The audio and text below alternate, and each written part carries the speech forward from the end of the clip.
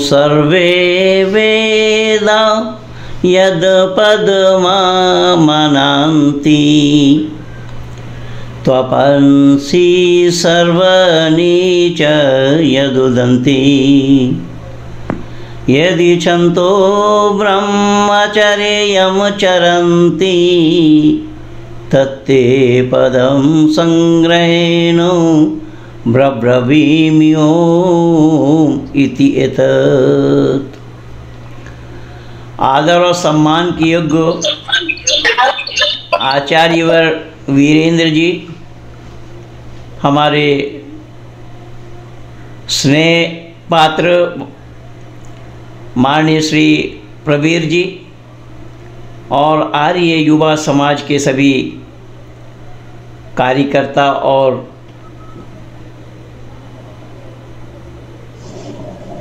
युवाजन, इस कार्यक्रम में सम्मिलित सभी अधिकारी वर्ग और मित्र मंडलियों को मैं इस विजयदशमी का शुभेच्छा, अभिनंदन और हार्दिक स्नेह सबके लिए मैं प्रस्तुत कर रहा हूँ कि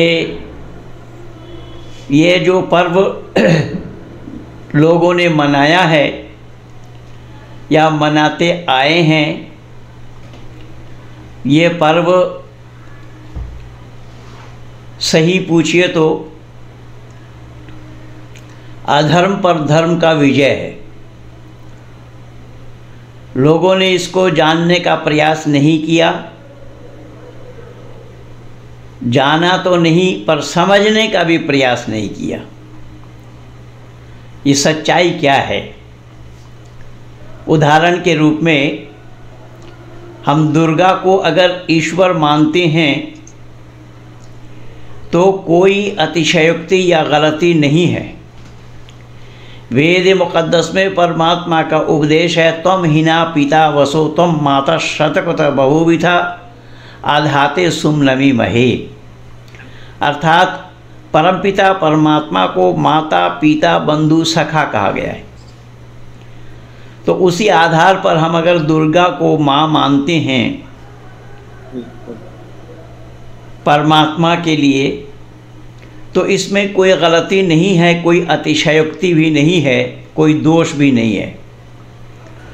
किंतु इसका भाव क्या है, उद्देश्य क्या है, उसे इन पूजा करने वालों को पता नहीं लग पाया।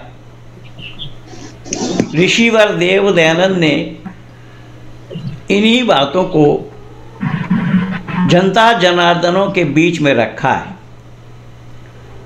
कि ऐ दुनिया के लोगों, परमात्मा मानने का काम नहीं है अपितु जानने का विषय है।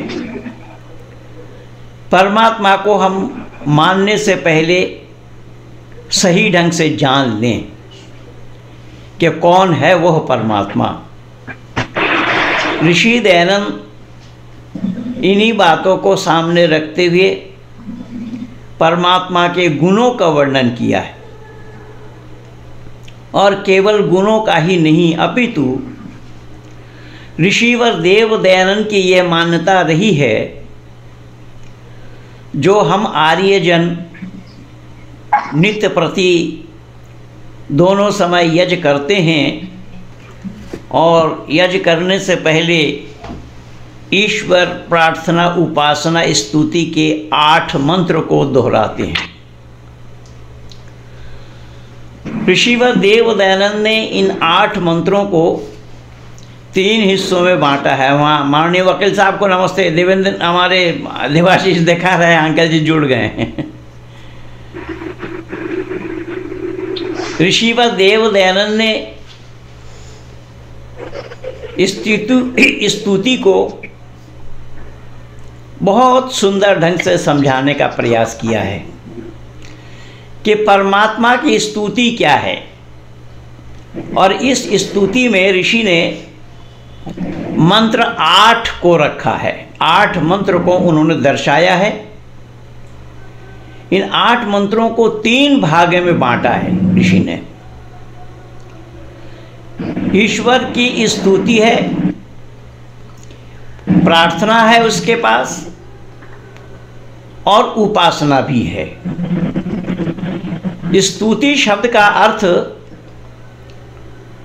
प्रायः लोग लेते हैं या करते हैं, जो हिंदी साहित्य में भी मास्टर डिग्री प्राप्त करने वालों को मैंने देखा और सुना कि स्तुति का अर्थ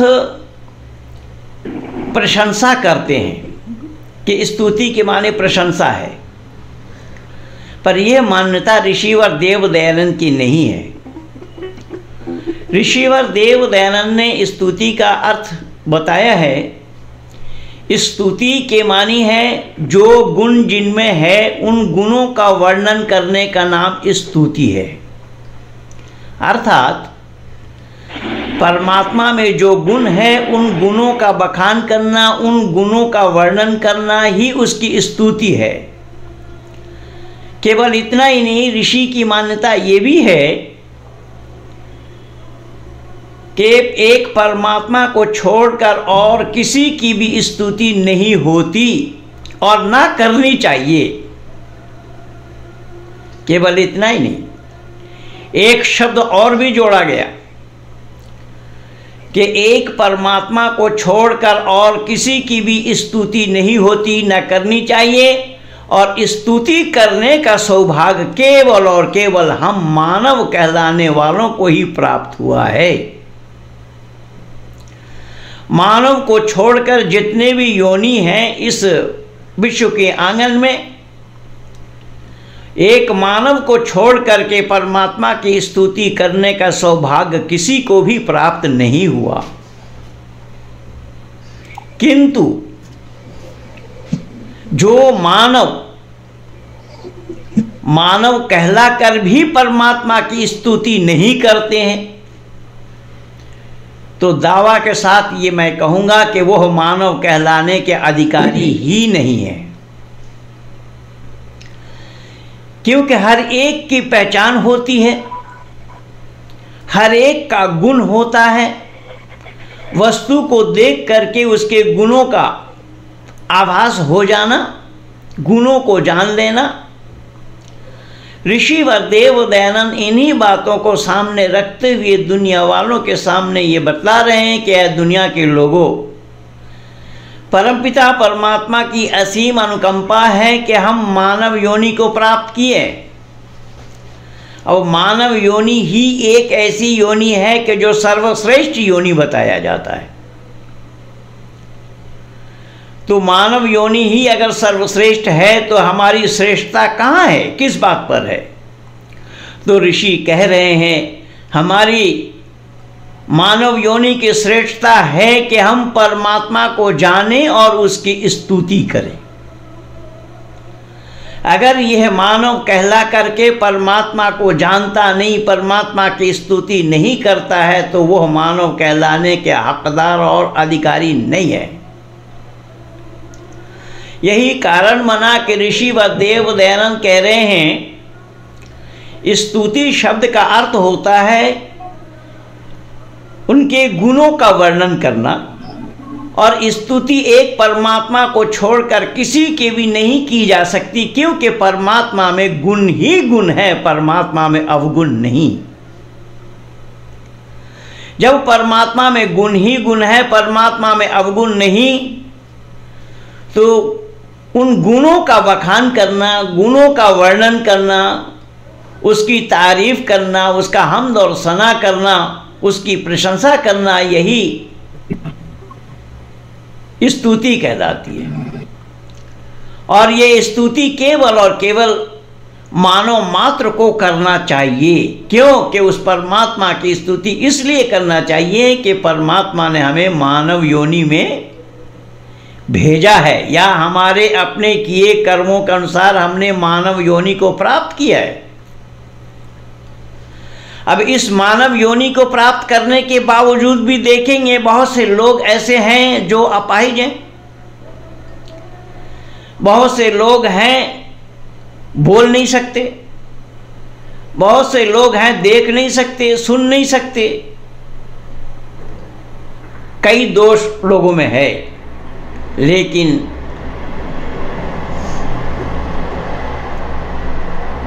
परमात्मा की असीम अनुकंपा है कि हम सब लोग ऐसे दोषों से भी दूर हैं, बिल्कुल स्वस्थ हैं शारीरिक दृष्टि से, कोई कमी नहीं है।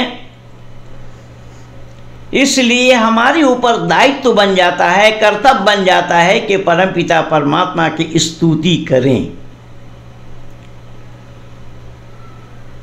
परमात्मा की प्रशंसा। यही कारण बना कि उस परमात्मा को हमने पिता भी कहा और माता भी कहा। लेकिन दुनिया वालों ने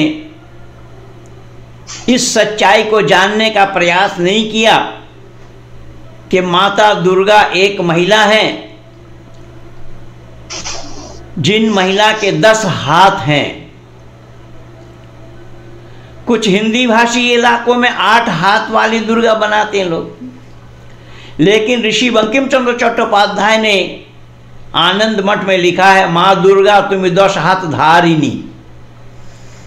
जो वंदे मातरम वाला गीत है, उस वंदे मातरम वाला गीत के 5वें पद में यह शब्द उन्होंने जोड़ा है,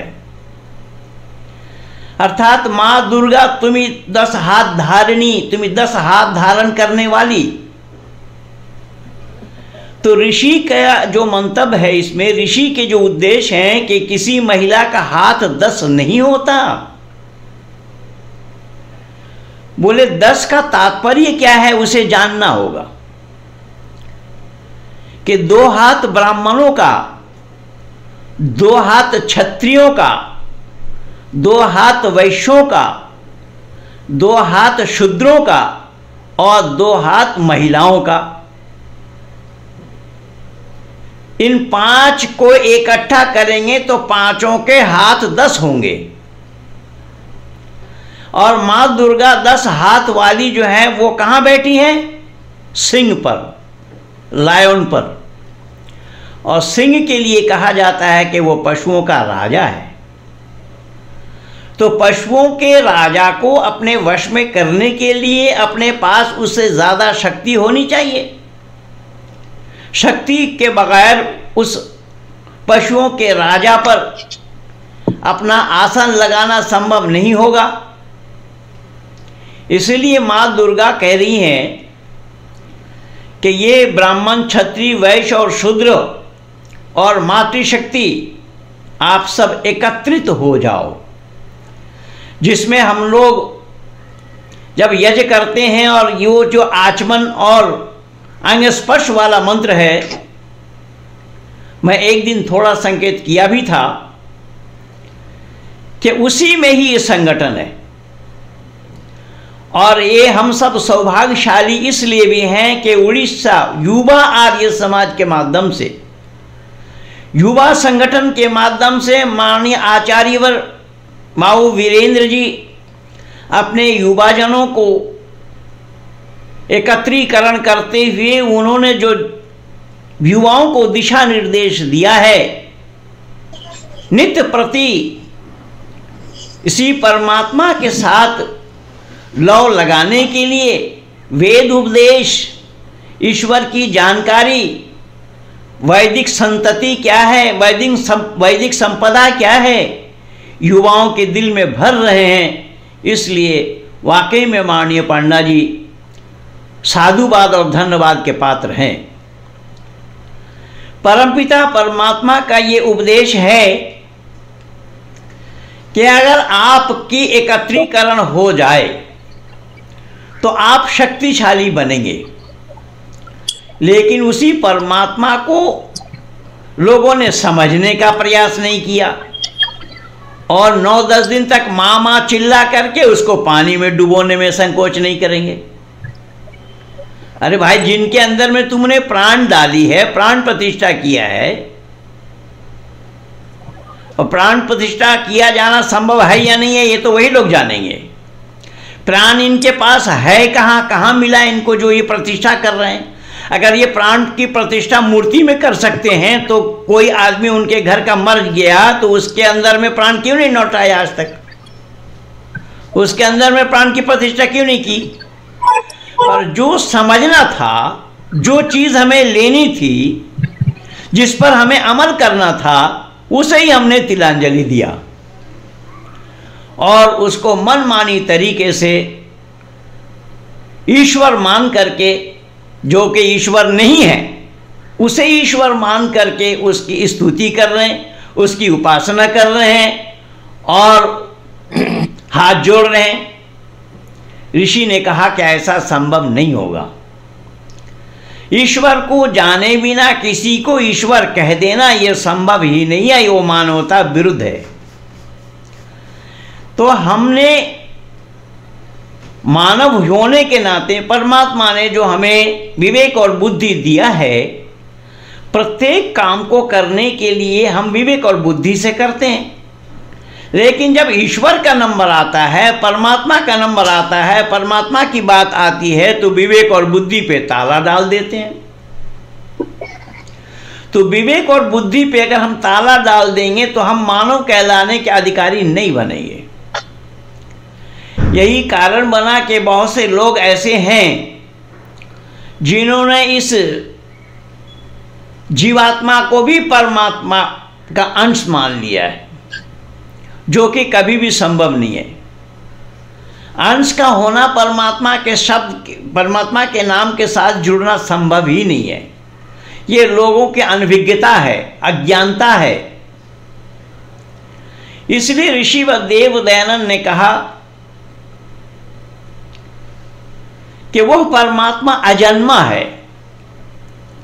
अजन्मा के माने जिसे जन्म लेना नहीं पड़ता, जो जन्म नहीं लेते। और मुख्य रूप से परमात्मा में ये 5 चीज नहीं होती: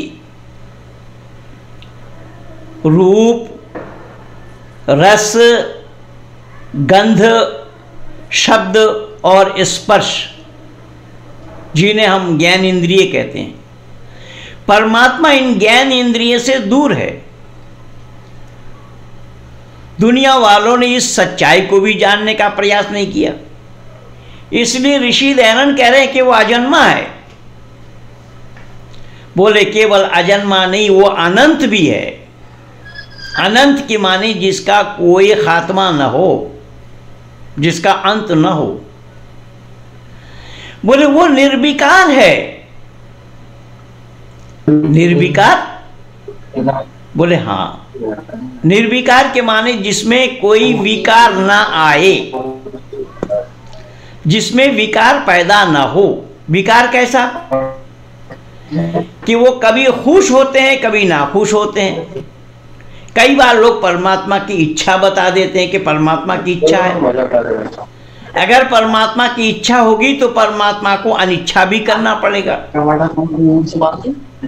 ऋषि कह रहे हैं कि वो निर्विकार हैं। बोले केवल निर्विकार ही नहीं है, वो अनादि हैं, जिसका कोई प्रारंभिक काल नहीं है, जिसकी कोई आदि नहीं है।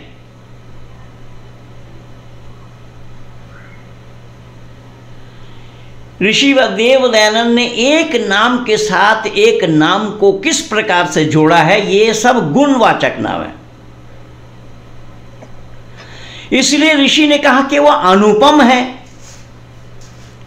बोले अनुपम का क्या मतलब हुआ? तो ऋषि कह रहे हैं अनुपम का मतलब यह है कि जिसकी कोई उपमा नहीं। परमात्मा अनुपम है, उस परमात्मा के साथ किसी और की उपमा दिया जाना संभव नहीं है। और यहां दुनिया में क्या कह रहे हैं लोग?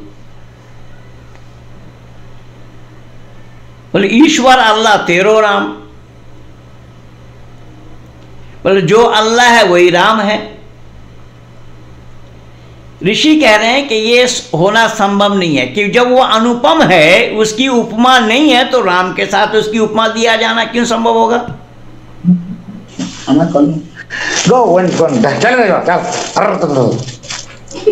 बोले केवल इतना ही नहीं कि राम के साथ अगर परमात्मा की उपमा दी भी जाए, लेकिन राम क्या है और परमात्मा क्या है इसको आप जब जानेंगे तब उपमा दिया जाना संभव नहीं होगा। बोले कैसा जानना है? तो ऋषि कह रहे हैं कि राम का जन्म होता है, राम का जन्म हुआ है, राम का जन्म हुआ था और परमात्मा अजन्मा है, पहले ही बोला। तो जब राम का जन्म हुआ, माता पिता के घर में उन्होंने जन्म लिया और भाइयों के साथ जन्म लिया, जिनके भाई हैं, माता और पिता भी हैं। केवल माता पिता और भाई नहीं, राम के पत्नी भी हैं राम की, जिनको माता सीता के नाम से हम लोग जानते हैं। बोले केवल राम की पत्नी नहीं, राम के ससुर जी भी हैं, राजा जनक। बोले केवल राजा जनक राम के ससुर ही नहीं, नेपाल देश मर्यादा पुरुषोत्तम राम के ससुराल हैं। लेकिन परमात्मा के साथ ये सब जुड़ना संभव ही नहीं है, इसलिए परमात्मा को अजन्मा कह दिया। और अनुपम इसी आधार पर है कि उसकी कोई उपमा नहीं, किसी के साथ उसका उपमा दिया जाना संभव नहीं होगा।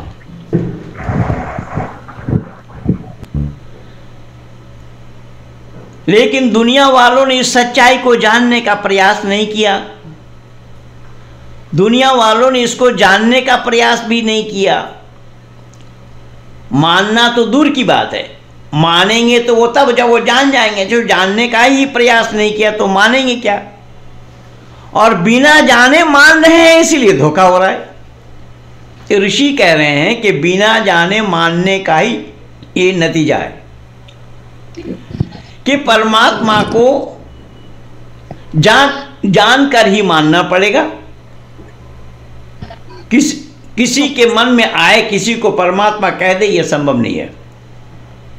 इसलिए राम को परमात्मा कहना सरासर परमात्मा के साथ मजाक है, मजाक, उपहास है। फिर राम एक ऐसा शब्द है जिसके रूप चलेंगे, एक राम, दो राम, अनेक राम, पर परमात्मा एक ही है। परमात्मा का अनेक होना संभव नहीं है, इसलिए वो अनुपम है। ऋषि कह रहे हैं कि केवल वो अनुपम है नहीं है, वो सर्वाधार है, सब आधारों का आधार है। बोले केवल सर्वाधार ही नहीं है, सर्वंतर्यामी है। अब आप कहेंगे कि सर्वंतर्यामी अगर है तो बाबा तुलसी ने तो मर्यादा पुरुषोत्तम राम को अंतर्यामी माना है रामचरितमानस में। आइए जरा हम विचार करते हैं कि सही अर्थों में राम अंतर्यामी थे या नहीं थे, या राम का अंतर्यामी होना संभव है या नहीं। अगर राम अंतर्यामी होते, और अंतर्यामी शब्द का अर्थ होता है अन्यों के हृदयों की बातों को जो जानता है, वो अंतर्यामी कहलाते हैं, अंतरात्मा की बातों का जानने वाला। लेकिन राम के जीवनी से देखिए, वही बाबा तुलसी के ही रामचरितमानस में ही पा जाएंगे। शबरी झाड़ू लगा रही है, शबरी से पूछा गया कि सफाई अभियान क्यों है, तो शबरी कहने लगी कि राम का आगमन होने वाला है। तो राम का आगमन होने वाला है, शबरी ने राम को देखी भी नहीं अभी तक, तो शबरी को कैसा पता लग गया कि राम का आगमन होने वाला है? तो राम को अंतर्यामी कहने से पहले शबरी को अंतर्यामी कहना पड़ेगा। केवल इतना ही नहीं, बाबा तुलसी ने दर्शाया है उसी रामचरितमानस में, अरण्य कांड में लिखा है कि एक बार शूर्पणखा गई मर्यादा पुरुषोत्तम राम के पास। और अपने को ऑफर करते हुए कहने लगी कि मुझ जैसा कोई नारी नहीं है, तुम्हारा जैसा कोई पुरुष नहीं है, मुझसे विवाह करो। मर्यादा पुरुषोत्तम राम ने माता सीता की ओर दिखाकर कहा कि ये मेरी पत्नी है, मैं शादीशुदा हूं, और दूर में जो बैठा है मेरा भाई वो कुंवारा है। वहां पर शब्द है कुंवारा मोर लघु भ्राता। अब कुंवारा शब्द किसको कहते हैं हम? कुंवारा किसको कहा जाता है? बगैर शादीशुदा वाले, जिनकी शादी न हुई हो, उनको कुंवारा कहा जाता है। अब यहां चारों भाइयों की शादी एक साथ हो चुकी थी, तो वो कुंवारा कैसे होंगे?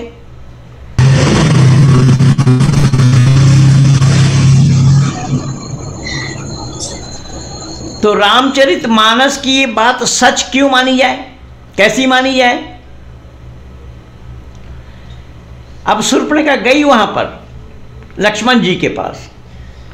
अपने को ऑफर करने से पहले लक्ष्मण जी ने उनको मां कह के संबोधित किया। आज शूर्पणखा पूछ रही है, मैं पराया देश की रहने वाली नारी, तू जंगल में रहने वाला पुरुष, मैं मां कैसी लगी? तो शूर्पणखा ने जवाब दिया, ये लक्ष्मण जी ने जवाब दिया कि जब तू विवाह के उद्देश्य से मेरे बड़े भाई के पास गई थी तो बड़े भाई के पत्नी मां के बराबर है।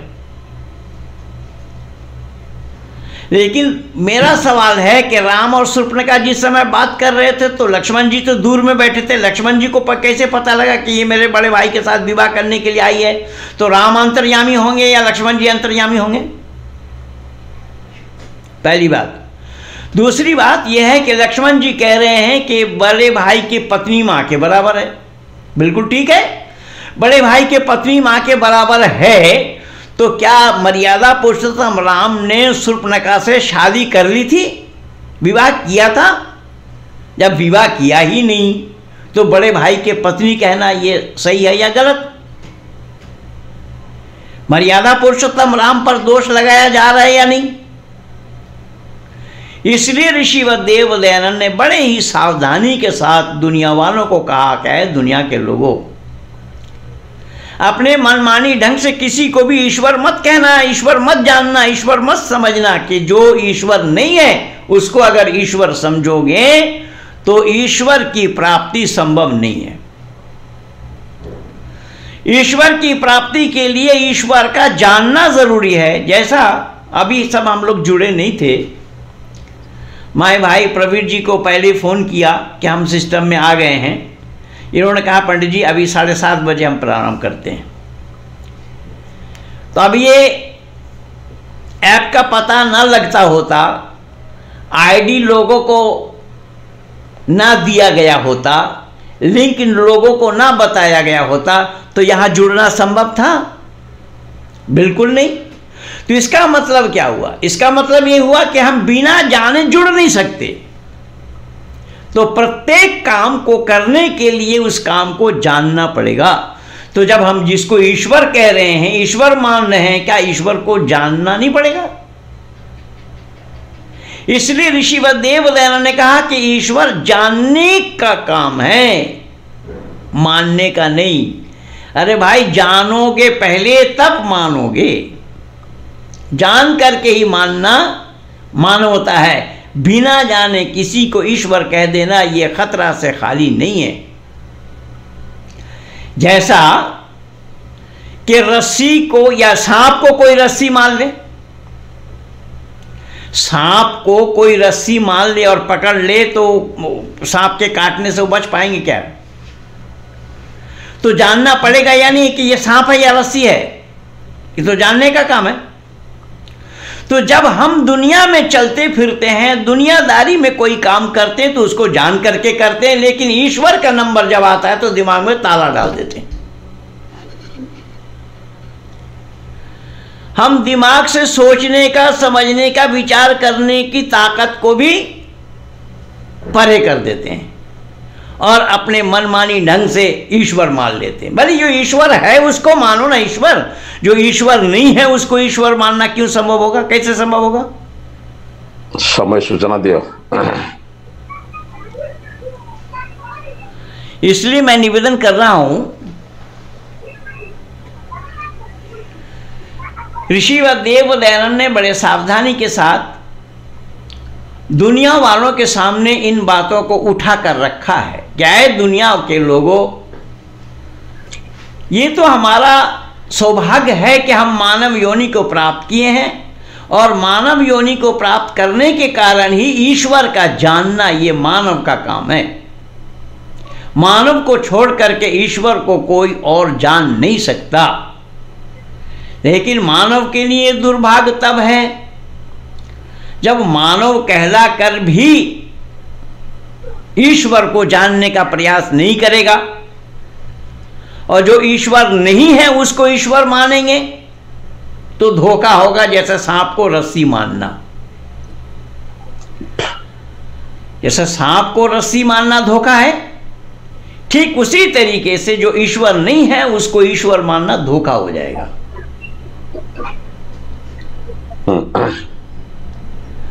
इसलिए मैं समझ रहा हूं इशारा हो रहा है प्रवीण जी।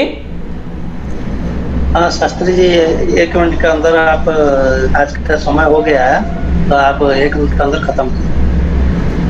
अभी आप फिर वही टॉपिक हम फिर आगे रखेंगे। अच्छा, आज का के लिए टाइम हो गया है। अच्छा,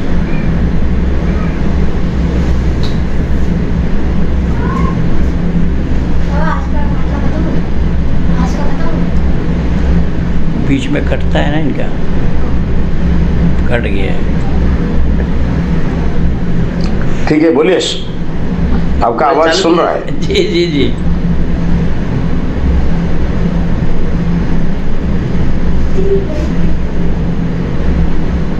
इसीलिए ऋषि व देव दयानंद ने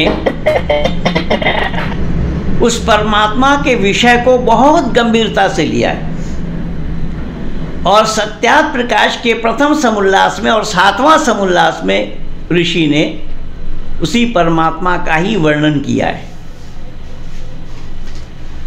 पहले समुल्लास में ही परमात्मा की जानकारी दी कि परमात्मा जानने का काम है। परमात्मा को अगर हम जानने का प्रयास नहीं करते हैं तो हम मानव कहलाने के अधिकारी भी नहीं बनेंगे। परमात्मा वेद में आया है, एकम सब विप्रा बहुधा वदंती। परमात्मा एक है, ज्ञानी लोग उसको बहुत से नामों से पुकारते हैं। जैसे हमारे और आपके भी बहुत नाम हैं। हम किसी के पिता हैं, किसी के भाई हैं, किसी के बेटे हैं, किसी के कुछ है, इस तरीके से। परमात्मा एकम सद विप्रा बहुधा वदंती। लेकिन ऋषि कह रहे हैं उसका मुख्य नाम ओम है, निज नाम ओम है, और ये सब गुणवाचक नाम है।